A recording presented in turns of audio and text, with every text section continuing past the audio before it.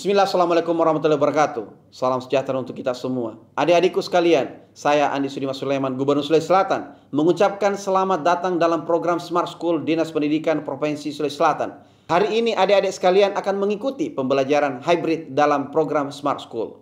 Aplikasi Smart School adalah sebuah pendekatan dengan tetap mengedepankan sebuah pendidikan dengan digital approaching, untuk kemudian mengedepankan kualitas dan mutu pendidikan yang diterima siswa secara seragam di seluruh wilayah Sulawesi Selatan, termasuk di pelosok-pelosok. Program ini bukan hanya memberikan kepada adik-adik sekalian pengalaman belajar yang baru, namun juga memberikan fasilitas kebutuhan dengan fitur bermanfaat seperti rekaman video pembelajaran yang dapat diulang, trik-trik penyelesaian soal, ujian-ujian, serta sarana konsultasi pembelajaran dari guru-guru terbaik di Sulawesi Selatan.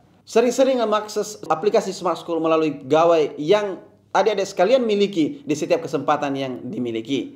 Untuk seluruh adik-adikku sekalian yang saya cintai, saya banggakan, selamat belajar dan semoga ilmu yang didapatkan bermanfaat untuk menambah pengetahuan pendidikan adik-adik sekalian. Salam kita pada salam. Assalamualaikum warahmatullahi wabarakatuh. Salam sejahtera untuk kita semua.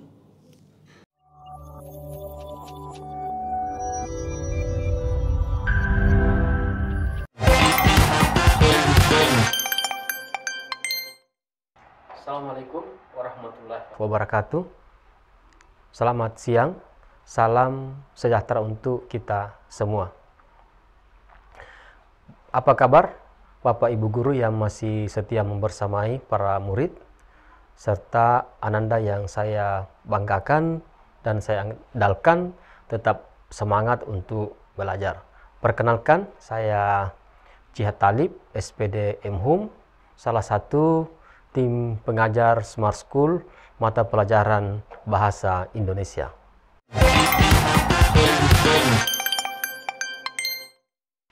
Baik, Ananda yang saya banggakan, pada hari ini kita akan belajar teks cerita sejarah atau novel sejarah. Adapun materi yang akan kita bahas di dalam teks cerita sejarah atau novel sejarah ini adalah informasi dalam cerita sejarah. Tujuan pembelajaran. Ananda yang saya banggakan bahwa proses pembelajaran kita hari ini adalah bertujuan untuk mendata informasi penting dalam teks cerita sejarah atau novel sejarah. Jadi, Ananda yang saya banggakan dan yang saya andalkan dapat mendata informasi penting dalam teks cerita sejarah atau novel sejarah. Baik, teks cerita sejarah. Apa itu teks cerita sejarah? Jadi, teks cerita sejarah merupakan teks yang menjelaskan atau menceritakan mengenai suatu fakta dan kejadian masa lalu yang melatar belakangi terjadinya sesuatu yang memiliki nilai sejarah yang bersifat naratif. Jadi, salah satu ciri khas dari teks cerita sejarah adalah kejadian masa lalu.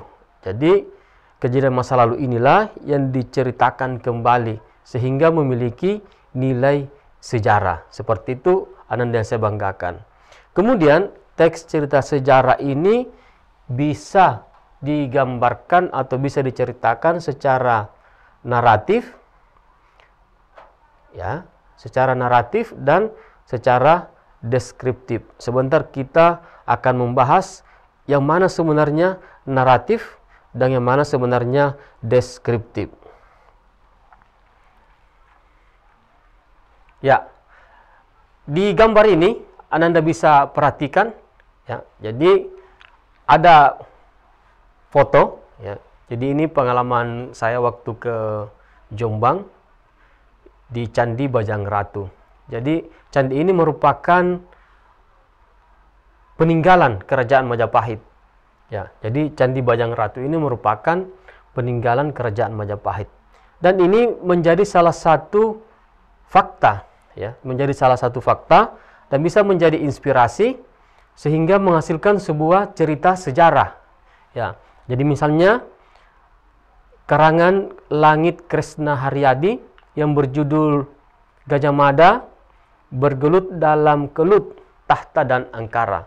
Ini bisa menjadi sebuah inspirasi bagi Langit Kresna Haryadi sehingga bisa menghasilkan sebuah novel sejarah. Jadi ini Candi Bajan Ratu, fakta sejarah. Kemudian ini ada diungkap di dalam novel sejarah ini, seperti itu. Baik, selanjutnya Ananda saya banggakan. Tadi di definisi teks cerita sejarah nampak dua cara penyajian, yaitu teks naratif atau narasi, kemudian teks deskriptif atau deskripsi. Kita lihat apa sebenarnya teks naratif dan apa sebenarnya teks deskripsi. Ya, teks naratif adalah teks cerita sejarah disajikan dengan menggunakan urutan peristiwa dan urutan waktu. Sedangkan teks deskriptif, teks cerita sejarah disajikan simbolisasi verbal. Ya. Kata kunci dari teks naratif ini adalah menggunakan urutan peristiwa dan urutan waktu. Ini yang mesti Anda perhatikan. Ada urutan peristiwa dan ada urutan waktu. Berarti diceritakan secara kronologis. Ya, ini karena berdasarkan urutan peristiwa dan urutan waktu. Selanjutnya, ketika kita berbicara tentang teks deskriptif, maka disajikan secara simbolisasi verbal. Ya. Digambarkan sedemikian rupa. Ya. Jadi, digambarkan. Apa yang digunakan menggambarkan? Ya, perincian kata-kata. Ya. Sampai kalimat. Begitu. Jadi, seolah-olah ketika kita membaca teks cerita sejarah tersebut, kita seperti melihat sendiri secara langsung kejadiannya. Inilah beberapa bentuk penyajian teks cerita sejarah, naratif dan deskriptif.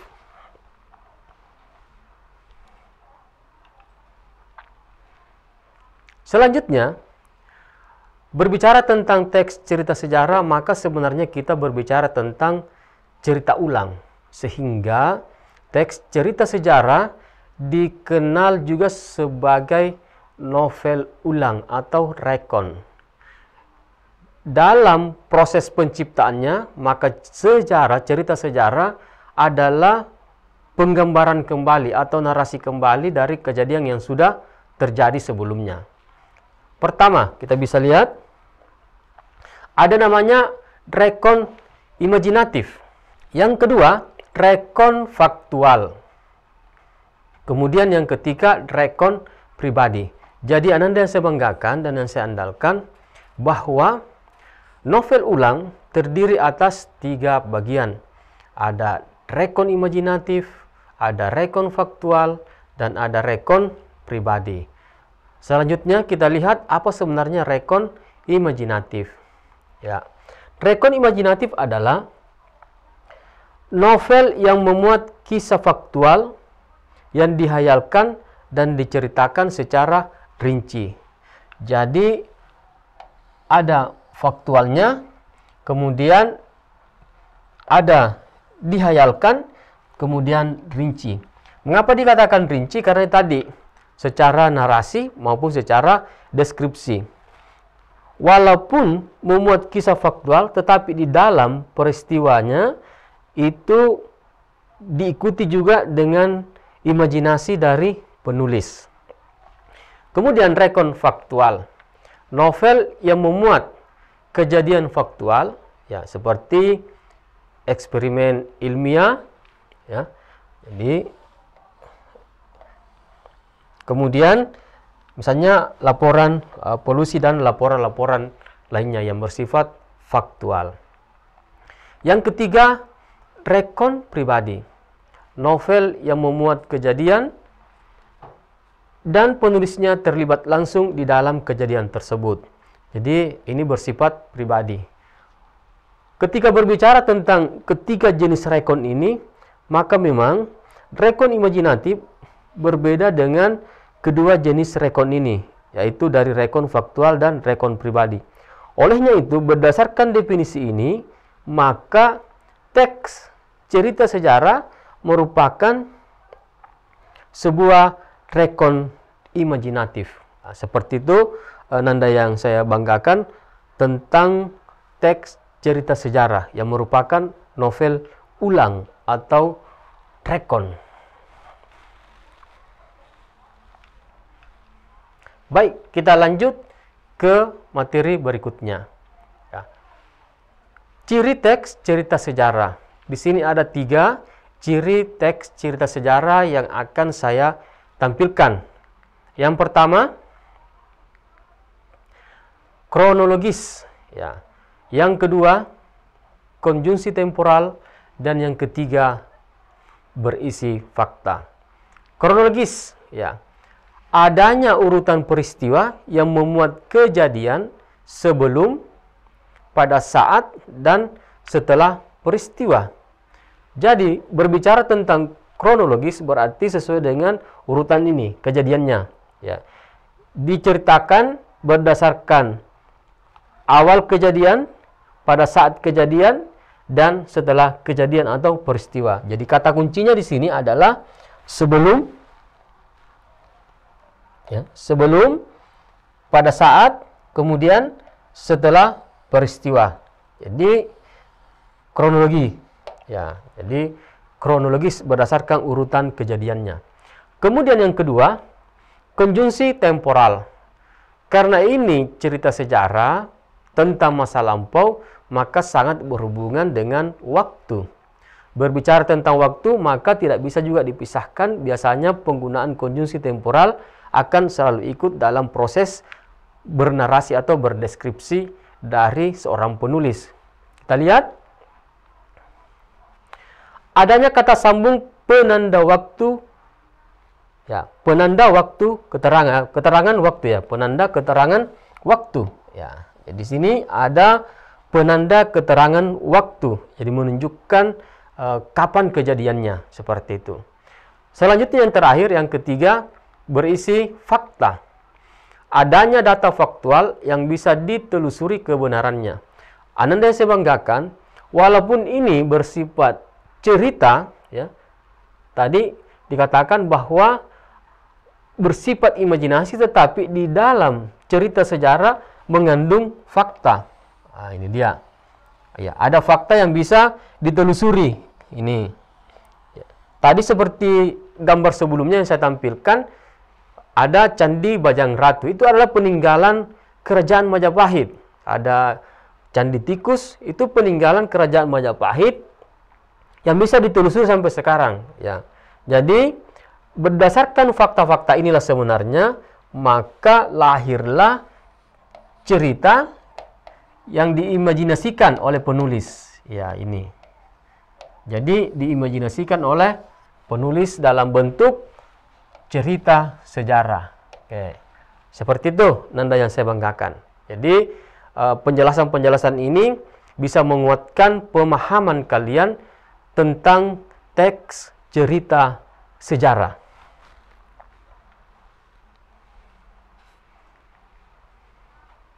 Ya, selanjutnya kita akan membahas tentang perbedaan novel sejarah dengan teks sejarah. Ya, ada beberapa bagian yang mesti diperhatikan. Jadi ini hal-hal yang esensial yang saya tampilkan, perbedaan novel sejarah dengan teks sejarah. Jadi perhatikan nanda yang saya banggakan, ini novel sejarah atau cerita sejarah, ya. Jadi mesti diperhatikan ada novel sejarah ini, kemudian ada teks sejarah, ya. Jadi ini berbeda, ya. Dari segi perbedaan, kita bisa lihat novel sejarah adalah rekaan yang dikembangkan dari fakta. Jadi rekaan, walaupun rekaan tetapi sebenarnya dikembangkan dari sini, dari fakta. Ya, itu. Fakta apa? Ya, fakta sejarah. Ini. Sedangkan teks sejarah dituntut sesuai dengan keadaan yang sebenarnya. Jadi memang pernah ada. Ya, di sini kata kuncinya memang pernah ada. Oke. Selanjutnya, novel sejarah ditulis oleh seorang novelis. Ya. Jadi novelis yang bisa melakukan sebuah cerita rekon, ya, cerita rekon berdasarkan fakta yang ada. Sedangkan teks sejarah, ya, kalau novelis, kalau teks sejarah maka ditulis oleh sejarawan. Ini dia. Ya. Kalau novel sejarah ditulis bebas berdasarkan imajinasinya, maka di teks sejarah ya terikat ya berdasarkan fakta yang ada, yang pernah ada ini di masa lampau. Selanjutnya yang terakhir, novel sejarah, faktor rekayasa mewujudkan kebulatan dan terkadang ada relevansinya dengan situasi sejarah. Ya, jadi faktor-faktor imajinasi yang dikemukakan oleh novelisnya atau penulisnya itu bisa mewujudkan koherensi, ya, koherensi kejadian yang memang relevan dengan situasi sejarah. Ya, sedangkan teks sejarah, fakta dan yang lainnya perlu direkonstruksi. Ya, ini dia. Ya, perlu dirunut sesuai dengan kejadian yang sebenarnya. Inilah beberapa perbedaan yang esensial antara novel sejarah dengan teks sejarah. Berdasarkan hasil imajinasi penulis. Jadi itu fakta imajinatif. Fakta sejarah, segala peristiwa berdasarkan kejadian sebenarnya. Jadi berdasarkan tujuan pembelajaran tadi, Ananda bisa mengidentifikasi informasi dalam cerita sejarah. Ada fakta imajinatif dan fakta sejarah. Ya. Jadi ini dia fakta imajinatif dan fakta sejarah. Oke. Ini kemudian ada fakta sejarah. Nah, inilah yang mesti kalian identifikasi. Ya, ini. Oke. Oke. Baik, selanjutnya kita lanjut pada contoh. Ya, ini contoh kutipan dari sejarah Hatta. Ya, oke. Kita simak dan baca bersama. Jadi Soekarno maju satu langkah persis di depan sebuah mikrofon dengan tiang besinya yang berkarat kecoklatan, menarik napas panjang dan memandang berkeliling. Soekarno berkata dengan suara yang tegas dan jelas, "Saudara-saudara sekalian, saya telah meminta saudara-saudara hadir di sini untuk menyaksikan satu peristiwa maha penting dalam sejarah kita. Sekarang tibalah saatnya kita benar-benar mengambil nasib bangsa dan nasib tanah air dalam tangan kita sendiri." Semua orang diam terpaku. Tak sepatah suara pun terdengar. Tak ada yel-yel kemerdekaan yang biasanya mengiring pidato Soekarno yang gegap gempita. Hatta berdiri tegak, mendengarkan setiap kalimat yang terucap dari bibir Soekarno. Pandangan matanya lurus ke depan, tetapi pikirannya melayang berkembara pulang ke masa silam. Hari-hari kemarin, hingga akhirnya tiba di hari ini, hari proklamasi. Sampai titik tujuan inikah berakhir segala perjuangan dan pengorbananku. Jadi ini ada 3 paragraf yang saya kutip dari sejarah Hatta. Baik, berdasarkan 3 kutipan ini, kita bisa mendapatkan beberapa informasi. Bagaimana cara mendapatkan informasi? Kita bisa lihat tekniknya sebagai berikut. Ya, yang pertama, kita menggunakan pola 5W1H atau dalam bahasa Indonesia sering kita singkat dengan akronim Adik Simba.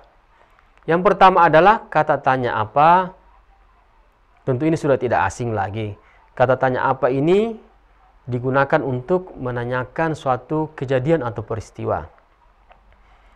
Kemudian yang kedua, di mana, digunakan untuk tempat, ya, menanyakan tempat atau posisi. Ya. Kemudian kapan, kata tanya yang digunakan untuk menanyakan waktu.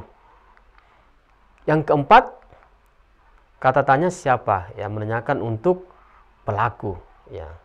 Kemudian yang kelima, mengapa, ya, digunakan untuk menanyakan sebab. Ya.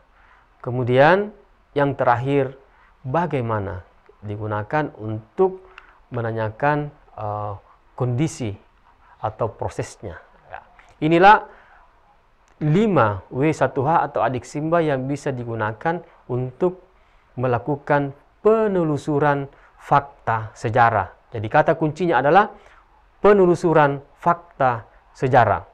Berikutnya, selain penelusuran fakta sejarah, ya misalnya berdasarkan teks tadi yang 3 paragraf yang kita sudah baca bersama, maka kita bisa menerapkan pola ini. Misalnya apa? Peristiwa apa? Kejadian apa? Maka kita bisa jawab pembacaan teks proklamasi. Yang kedua, di mana? Peristiwanya di mana? Kejadiannya di mana?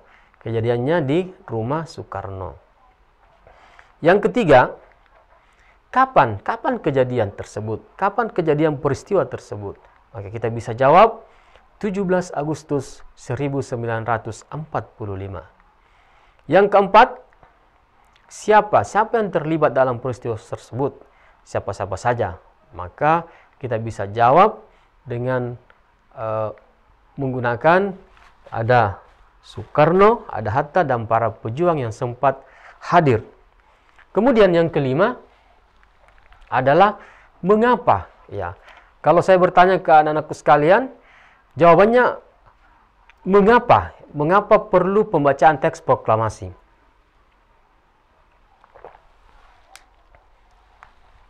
Ya, tentu kalian sudah menjawab bersama teman-teman kalian karena sudah saatnya untuk merdeka. Yang terakhir, bagaimana? Jadi, bagaimana prosesnya? Ya, tentulah suasananya tegang. Jadi inilah penggunaan 5W1H atau Adik Simba untuk menemukan atau menelusuri fakta sejarah di dalam sebuah teks cerita sejarah. Baik, ananda yang saya banggakan, kita lanjut lagi. Penelusuran fakta imajinatif. Kalau tadi fakta sejarah, ini fakta imajinatif. Ya, bahwa di dalam sebuah teks cerita sejarah, selain ada fakta sejarah, maka terdapat juga fakta imajinatif. Oke, segala peristiwa berdasarkan hasil imajinasi penulis. Jadi, fakta imajinatif adalah ini segala peristiwa berdasarkan hasil imajinasi. Ya, ini hasil imajinasi penulis. Tentu hasil imajinasi dari penulis ini juga ya berdasarkan fakta sejarah itu sendiri. Ya, seperti tadi di teks yang saya bacakan tadi atau yang Nanda baca semua, maka di situ ada hasil imajinasi penulis. Bisa kita lihat, ya.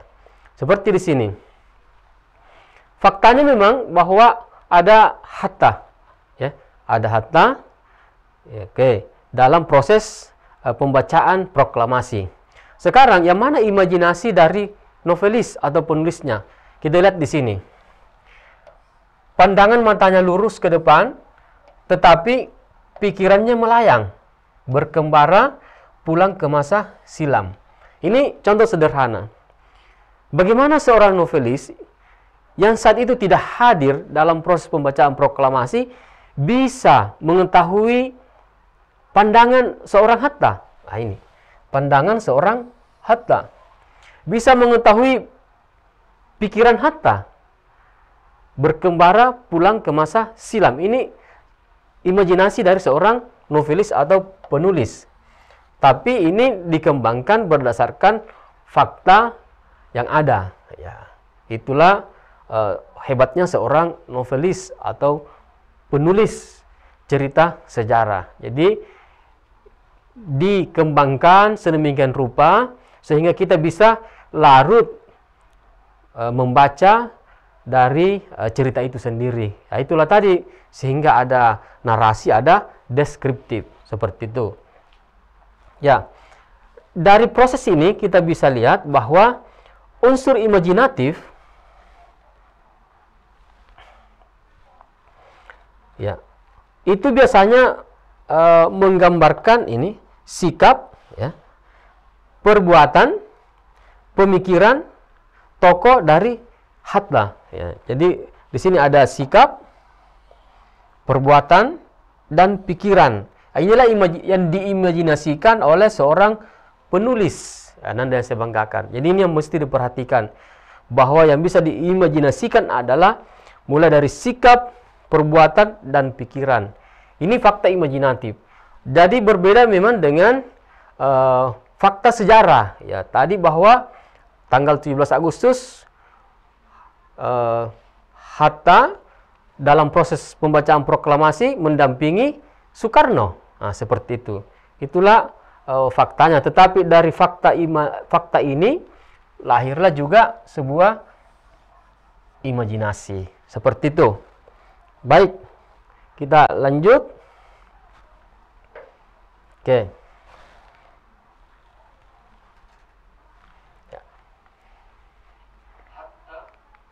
Ya. Sekarang berdasarkan materi yang sudah kita bahas, beberapa slide yang baru kita selesaikan, kita masuk ke sesi latihan. Di sesi latihan ini Bapak menampilkan 5 soal dalam bentuk pilihan ganda. Tentu proses latihan ini, ya, saya berharap Ananda semua tidak usah ragu dalam menjawab persoalan apakah pilihan Anda itu benar atau belum. Saya kira itu bukan menjadi persoalan. Tapi inti dari proses ini adalah kita sama-sama belajar dan berlatih. Baik, kita lihat soal yang pertama. Ya, di sini ada teks, ya, ada teks. Silahkan dibaca Nanda semua. Ya. Ini terdiri atas beberapa kalimat, kurang lebih kalau Anda salah 3 kalimat, ya, 3 kalimat. Oke. Pertanyaan dari soal pertama ini adalah, kita lihat bersama. Wow, mohon maaf. Inti dari penggalan teks cerita di atas yaitu, jadi menanyakan inti, ya, menanyakan inti. Kita lihat lagi apa intinya. Ya, banyak hal yang dapat dipelajari dari cerita perjalanan Gajah Mada untuk menjadi seorang Mahapati. Ya, dirinya berusaha untuk menempa diri dengan meningkatkan pengetahuan, keterampilan, dan pengalamannya, serta kemampuannya dalam menganalisis suatu permasalahan. Semua itu layak diteladani. Dan seterusnya. Kita lihat soalnya. Aduh, kelihatannya saya yakin dan percaya kalian sudah langsung memilih A. Tapi tidak apa-apa. Oke, baik, kita lanjut ke soal nomor 2. Ya. Ya. Silahkan diperhatikan Nanda semua. Saya tampilkan dulu pertanyaannya. Ya. Yang diminta adalah pernyataan berikut yang sesuai dengan isi bagian teks cerita sejarah tersebut adalah. Jadi perhatikan soalnya. Pernyataan yang sesuai dengan isi bagian teks cerita sejarah tersebut adalah. Oke, saya kembali ke teksnya. Ya, silahkan diperhatikan. Ini terdiri atas dua paragraf, ya, dua paragraf. Silahkan dibaca. Ya, saya berikan waktu beberapa menit untuk membaca.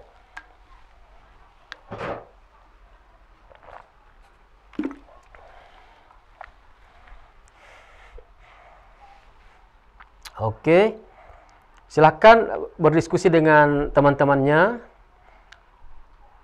Oke, ya, saya kira sudah selesai dibaca. Kita kembali ke soal. Pernyataan berikut yang sesuai dengan isi bagian teks cerita sejarah tersebut adalah: A. Kesultanan Goa telah mempersiapkan diri bila ada serangan yang dilancarkan VOC. B. Teks tersebut menceritakan sejarah kekalahan VOC dan hengkangnya VOC dari Indonesia. C. Kesultanan Goa berhasil meniru meriam buatan VOC hingga dapat membuatnya sendiri yang sama persis. D. Setelah gagal menembus benteng Somba Opung, VOC tak lagi menyerang Goa. E. VOC yang memicu terjadinya peperangan antara Kesultanan Goa dan VOC. Silahkan dipilih jawaban atau diberikan jawabannya. Silahkan Nanda, yang saya banggakan. Ada raise hand. Ya, luar biasa. SMA 9 Bone. Apa kabar SMA 9 Bone? Kemudian dari mana lagi? Oke, rata-rata B ya. Ya, oke, enggak apa-apa.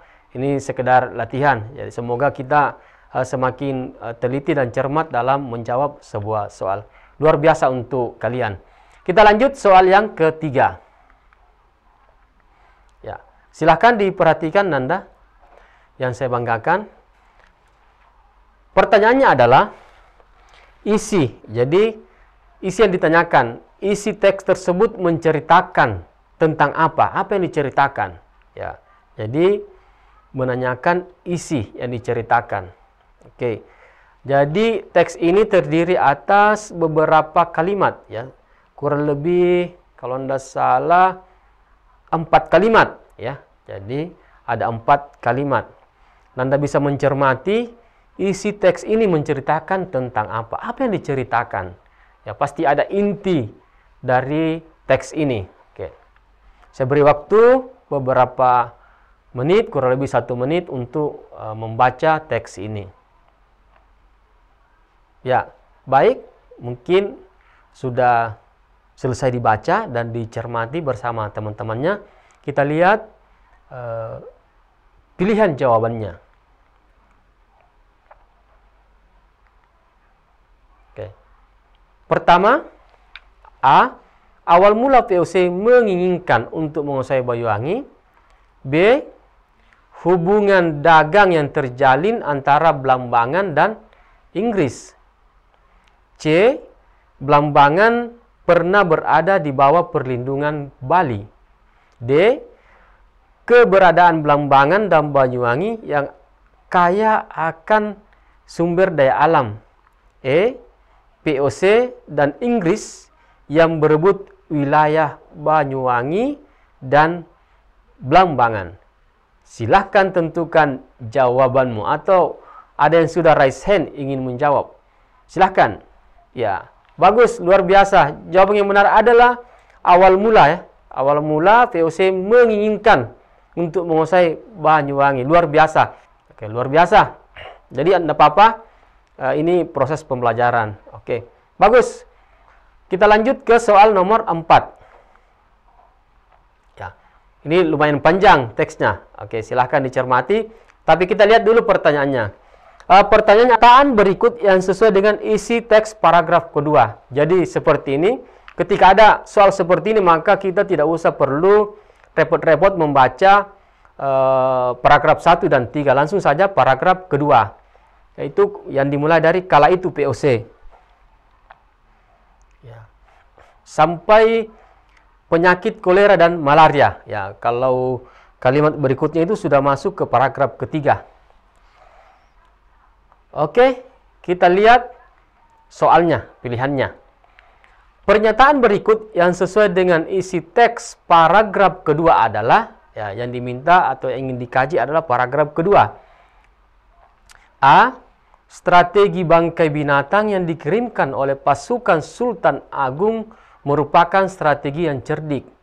B. J.P. Chun adalah seorang yang ahli dalam strategi berperang atau bertempur. C. Sultan Agung menginginkan agar VOC pergi dari Pulau Jawa.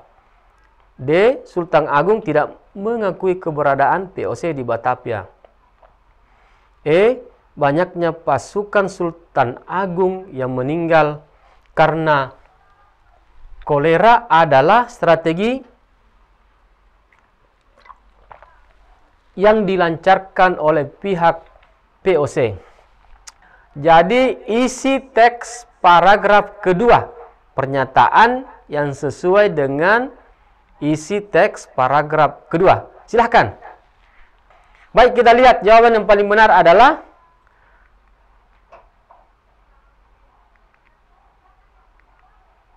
B.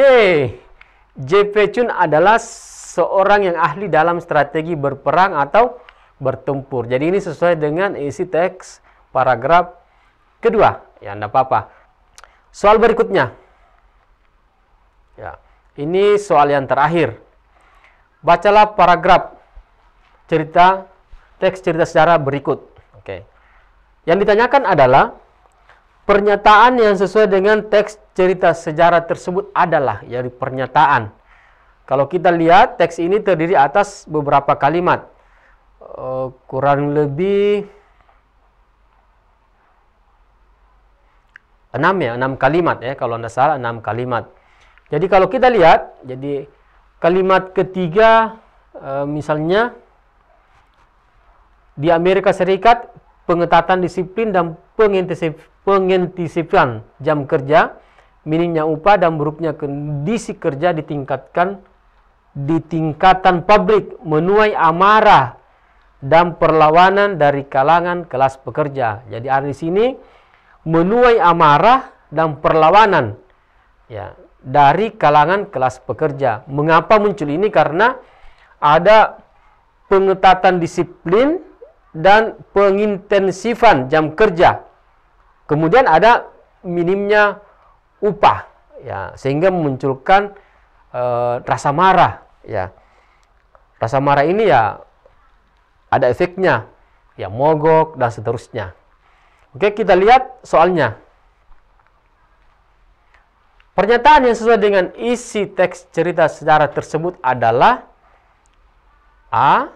Silahkan dilihat Anda. B, C, D, atau E. Mungkin sudah ada yang raise hand, silahkan. Kita coba lihat jawaban yang paling tepat. Ya, jadi pernyataan yang sesuai dengan teks cerita sejarah tersebut adalah amarah dan perlawanan dari kalangan kelas pekerja terjadi di Amerika Serikat. Yang lainnya itu penjelas. Oke, bagus, luar biasa kebersamaan kita hari ini. Karena kita dibatasi oleh waktu, maka berakhir pula proses pembelajaran kita lewat Smart School. Tapi sebelum Bapak mengakhiri, silahkan Bapak ingin menampilkan beberapa bagian sebagai suplemen materi hari ini. Silahkan difoto atau diakses kode yang saya tampilkan. Ya, bisa difoto dulu baru diakses. Ini materi tentang unsur pembangun teks cerita sejarah. Oke. Kemudian, ya, saya berikan waktu beberapa detik untuk difoto, diakses. Ya.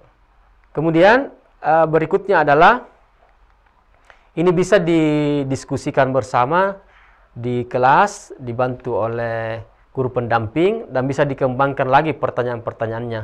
Jadi ada teks menyimak, ini tentang teks cerita sejarah juga. Jadi silahkan difoto, diakses, kemudian diskusikan dan dikembangkan bersama guru pendamping. Ya, baik. Yang terakhir, saya ingin menampilkan pesan bijak tentang bagaimana pentingnya mempelajari sejarah. Mempelajari sejarah itu penting karena kita bisa mengambil iktibar dari peristiwa masa lalu untuk menata hidup kita hari ini dan hari esok. Mempelajari kebudayaan itu penting karena kita bisa mengadopsi nilai-nilai dan kearifan masa lampau untuk kita terapkan dalam kehidupan kekinian dan masa depan. Nur Hayati Rahman. Sekian dari saya, semoga proses pembelajaran hari ini bisa bermanfaat untuk Ananda sekalian. Mohon maaf atas segala kekurangan. Saya Jihad Talib, SPD Umum, mengakhiri billahi taufiq wal hidayah. Assalamualaikum warahmatullahi wabarakatuh. Salam untuk semua.